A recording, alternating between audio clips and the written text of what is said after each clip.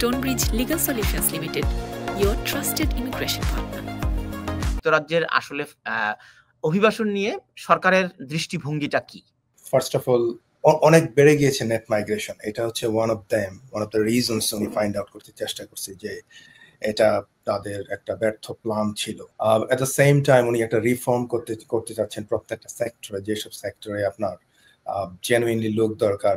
স্যালারিটাকে অনেক হাই করে দিয়েছে। সবকিছুতে মাইগ্রেশন অ্যাডভাইজরি কমিটি কিন্তু এখন সবগুলো দিককে রিফর্ম করার চেষ্টা করছে, রিভিউ করছে। এট দ্য সেম টাইম উনি কিন্তু একটু হার্ড হওয়ার রেকমেন্ডেশন দিয়েছেন। যেমন ধরেন, যারা ওভারসিজ থেকে রিক্রুট করে তাদের ক্ষেত্রে তারা যদি কোনো প্রকার মিসইউজ করে, ডিসঅ্যাডভান্টেজ নিতে চায় এইসবের মাধ্যমে, তো এই জিনিসগুলিতে কিন্তু উনি হার্ড হওয়ার যে একটা ইঙ্গিত দিয়েছেন, এটা কিন্তু উল্লেখযোগ্য। ব্যারিস্টার সঞ্জয় রায়, আপনি নিশ্চয়ই খেয়াল করেছেন গতকাল ব্রিটিশ প্রধানমন্ত্রী স্যার কিয়ার স্টারমার ওএনএস এর একটি ডেটা নিয়ে একটি জাতির উদ্দেশ্যে একটি ভাষণ দিয়েছেন। সেখানে তিনি অভিবাসন নিয়ে শঙ্কা প্রকাশ করেছেন এবং এই যে 1 মিলিয়ন অভিবাসী এসেছে গত 2023 সালে, সেটি নিয়ে তিনি শঙ্কা প্রকাশ করেছেন এবং এটি কিভাবে কমানো যায় সেটি নিয়েও কথা বলেছেন। তো রাজ্যের আসলে অভিবাসন নিয়ে সরকারের দৃষ্টিভঙ্গিটা কি? ব্যারিস্টার সঞ্জয়, স্যার কিয়ার স্টারমারের এই বক্তব্যটি থেকে আসলে আমরা কি কনক্লুশন পাচ্ছি?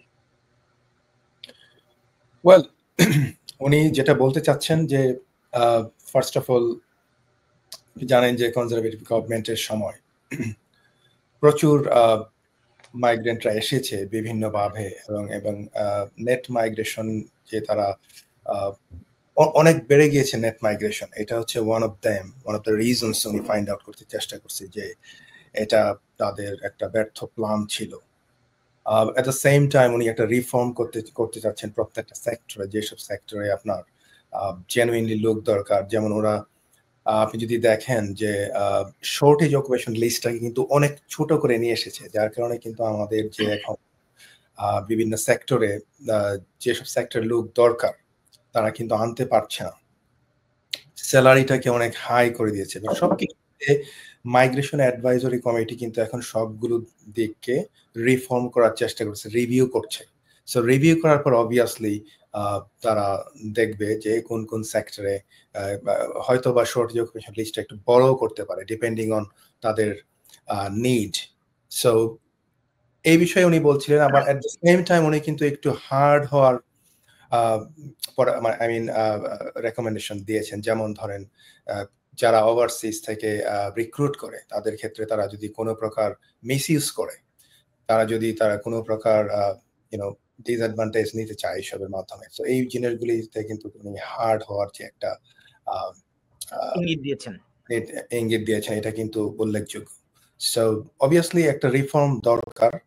আমরা দেখেছি যে একটা সময় হিউজ মাইগ্রেশন, আপনারা দেখেন 23তে, স্পেশালি 23তে যে পরিমাণ, 22 এবং 23তে যে পরিমাণ লোকজন এসেছে, স্পেশালি মাইগ্রেন্টস।